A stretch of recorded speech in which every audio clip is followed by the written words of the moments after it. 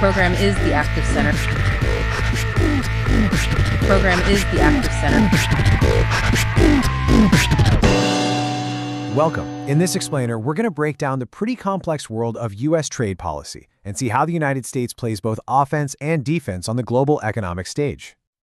Okay, let's just jump right in with a question that, sounds a little weird. I mean, we all love a good deal, right? But what if a price is so low it's actually considered unfair? Maybe even illegal? Well, this is the central puzzle of international trade, and believe me, it affects everything from the car you drive to the price of steel. So, to figure this puzzle out, we first need to get a handle on the core mission of U.S. trade policy. And it really is a delicate balancing act with some huge implications. And there it is. See, on one hand, the policy is all about kicking open doors for American companies so they can sell their stuff all over the world. But on the other hand, it also has to build this kind of shield to defend those exact same companies from what's seen as unfair practices right here at home. It's this constant push and pull. So, who exactly is in charge of keeping this delicate balance? Well, it's not just one person or some single office. Nope, it's a whole system of government bodies all working together. The responsibility is actually shared. You can kind of think of Congress as the architect that draws up the big blueprints. They have the constitutional power to set the major rules, things like tariffs.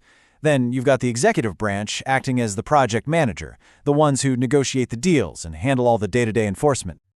All right, let's zoom in on the two agencies that are really on the front lines here. The International Trade Administration, we'll call it the ITA, and the International Trade Commission, or the ITC. Now, they sound super similar, I know, but their roles are actually very distinct, and they're meant to complement each other. This is probably the best way to think about it. The ITA, which is part of the Department of Commerce, is like the offense. Its whole job is to promote U.S. exports and help American companies score points in foreign markets. The ITC, though, is an independent agency, and it plays defense. Its job is to investigate imports and protect the home turf from what it considers unfair competition. So we've got the players on the field, but what's the rule book they're playing by? Well, everything these agencies do is grounded in a handful of really important landmark laws. And looking at this, you can really see how the policy has evolved over time. It started back in 1974 with a big focus on import relief, which is basically a way to help legacy industries like steel and auto survive really intense competition. But then it adapted. The policy started focusing on the workers themselves, giving them job retraining. Then it made negotiations faster and easier. And by the year 2000, it was all about proactively opening new markets in high-growth places like Africa. It's really a story of adaptation. Okay, so we've got the agencies and we've got the laws. But how does this whole system actually work in the real world? When a threat pops up. Let's look at a couple of examples. One of the key threats this entire system is designed to stop is a practice called dumping. Just imagine a company selling its product for less than it actually costs them to make it, just to drive all their competitors out of business. Dumping is basically that, but on a huge international scale, and it can be absolutely devastating for domestic industries. Now, I want you to picture the CEO of a big U.S. steel company standing before Congress and saying exactly this. This isn't just some abstract economic problem. It's a real-world plea for help. They're arguing that this kind of pricing isn't just competition, it's predatory. And here you can see the system spring into action. It's a very clear step-by-step process. First, the industry has to come forward and make its case with actual evidence. Then, the ITC, remember, our defensive player, launches its own independent investigation. And if they find that, yes, the U.S. industry is genuinely being harmed, then protections, like tariffs, can be put in place to try and level the playing field again.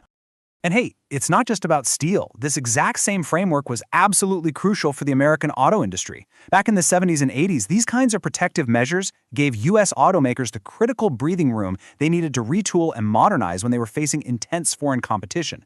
That directly shaped the kinds of cars we all see on the road today. So when you put it all together, why should you care about this complex web of agencies and laws and tariffs? Well, let's take a step back and look at the bigger picture. When you boil it all down, it really comes down to this one simple idea: fairness. In the huge competitive and, let's be honest, sometimes ruthless world of global commerce, this whole mechanism is designed to be like a referee, trying to make sure that everyone is, at least in principle, playing by the same set of rules. So, to wrap it all up, what have we learned? Well, this whole system is here to ensure fair competition, to protect our domestic industries and jobs, to open up new markets for U.S. products, and to provide support for workers who are impacted by all this global trade. And that leaves us with a final, really important thought to chew on. This balancing act we've been talking about, it isn't getting any easier. In a world that is more connected than ever before, figuring out the right equilibrium between the benefits of low global prices and the vital need for local jobs, well, that's the ongoing and maybe the defining economic challenge of our time.